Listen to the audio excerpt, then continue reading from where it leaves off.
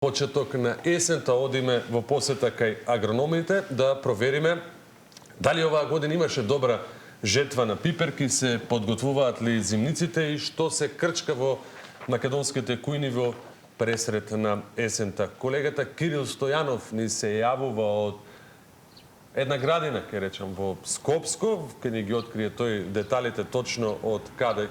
Кирил, добро утро. Освен за пиперките, споменав и за зимницата која што се спрема за есента, ќе позборуваме и за тоа дека сме во ек на гроздоберот, па дали ќе пиеме квалитетно вино ова година. Деталите споменав ги носиш ти заедно со твојот соговорник агроном.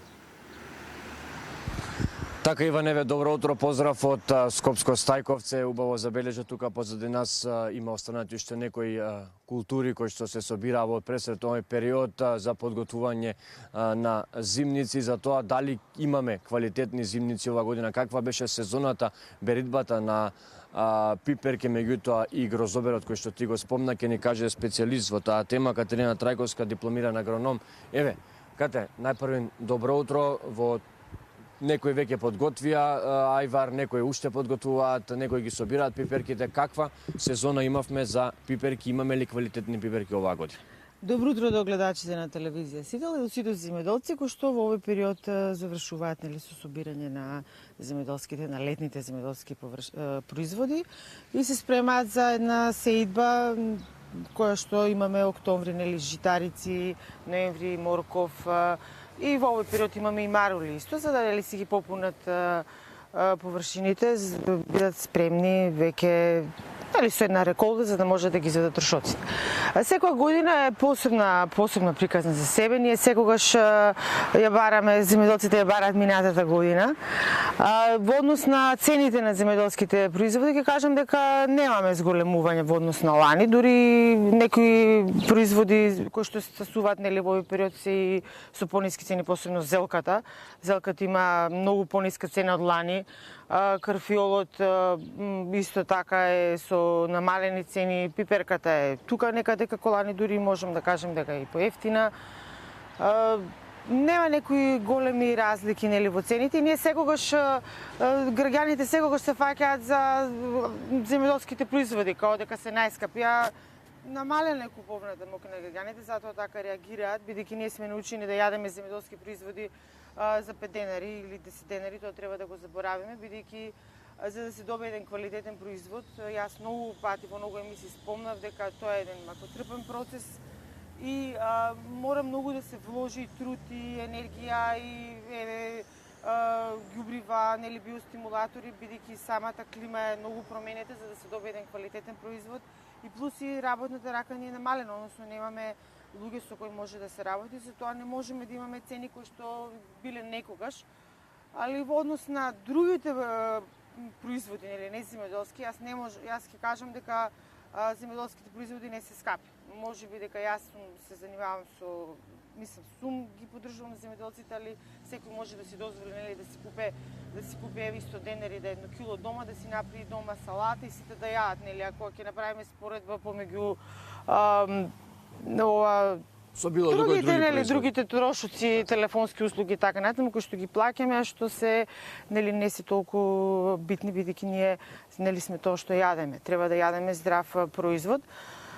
Точно и нашите земјоделски производи, доколку секогаш имаме намалување на цените, доколку се направи увозните артикли. Колку штетат увозот, колку увозните артикли штетат на квалитетот? Знаеме дека македонските земјоделски производи се квалитетни, ти како стручњак во таа област, колку увозот штети во производството кој што го имаме, во квалитетот што го јадеме, меѓутоа и зимниците кои што се подготвуваат? Колку неквалитетни производи се одразва на се останат?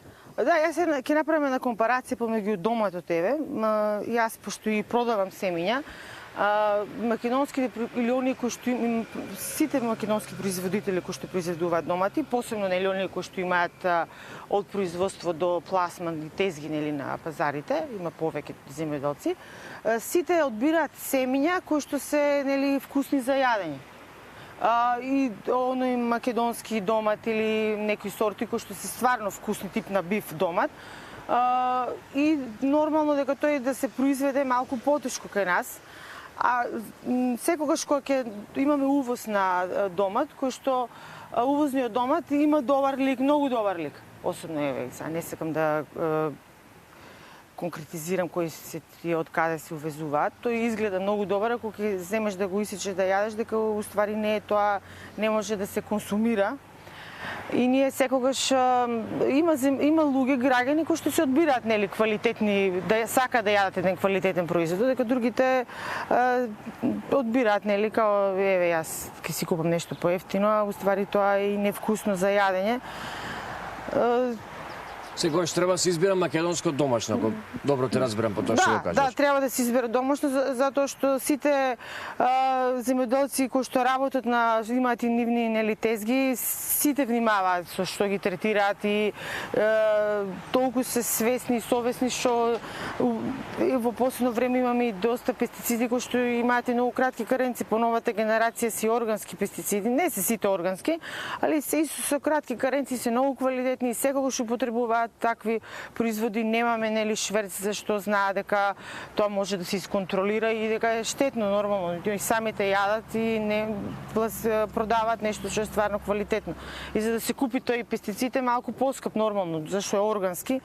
И ви гарантираме на граѓаните дека сите наши земјоделци кои што продаваат носат доста квалитетни производи и слободно може да си ги консумираат и да ги дават и на деца, зашто и јас имам деца и они имаат деца и нормално.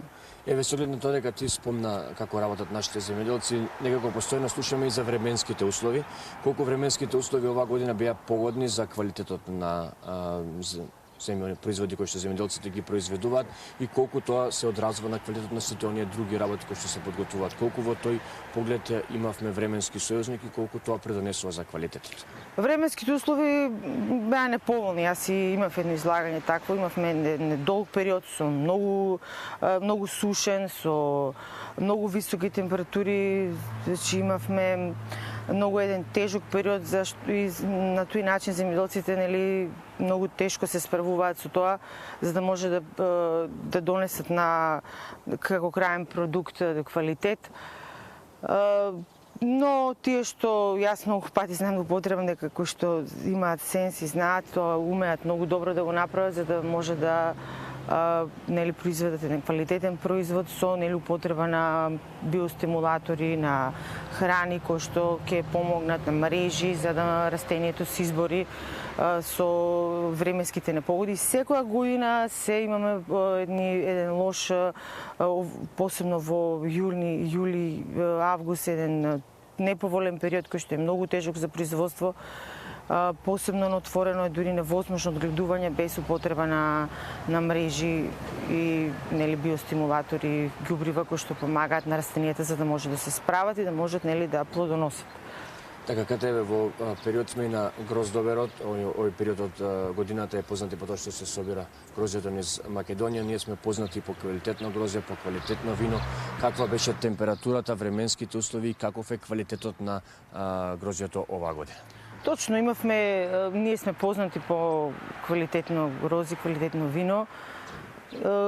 Можам да кажам дека последниот дожд што заврна во август малку даде нели добри резултати за да можат оние лозови насади кои што не се наводнуваат да опстанат, бидејќи исто и за нив беше еден сушен период, тежок период и имав нели поплаки од земјоделците дека почна да се суши, но меѓутоа остана и само имавме малку порана берба, бидејќи мораше да се собере порано зашто продолжи тој сушен период, али пак имаме нели на сметка на тоа едно квалитетно вино кое што посебно за тие насади кои што не се наводнуваат, кои што имаат не се нели интензивни, ќе имаме квалитетно вино кое што ќе биде нели со многу алкохол и со убави киселини кои што ќе даваат добар вкус.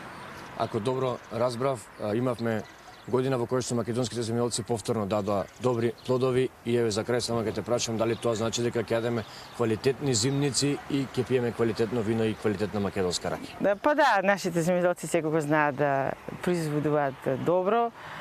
И така ќе биде секако. Имаме и квалитетна пиперка, ако конкретно ме прашуваш и за пиперката. Во овој регион се намали производството, бидејќи се ориентира на друга култура. Имаме повеќе струмица и нели таму се намалува површините, но квалитетот е добар. Одлично.